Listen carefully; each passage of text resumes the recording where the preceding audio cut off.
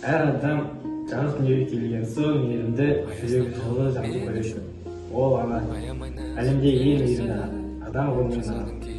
Анашым, білесіз бе, Алла сізге асыл адамды менің анашым етіп жаратқанына қуанамын. Сіздің қамқорлығыңыз, мейіріміңіз, шексіз махаббатыңыз үшін мың алғыс айтамын. Құрметті анашым, 9 ай көтергеніңіз үшін, өмірге әкелгеніңіз үшін, қалағанды әкелгеніңіз үшін алғысым шексіз. Әрқашан қолдау білдіргеніңіз үшін рахмет анашым. Ауырған сәтте көз ілмегеніңіз үшін рахмет анашым. Өмір сыйлағаныңыз үшін рахмет анашым. Менің кішкентай жетістіктеріме қуанатыныңыз үшін рахмет анашым. Қамқорлығыңыз бен аялы алақаныңыз үшін рахмет ана. Сабаққа барата дайындап әрқайсыңыз үшін рахмет анашым.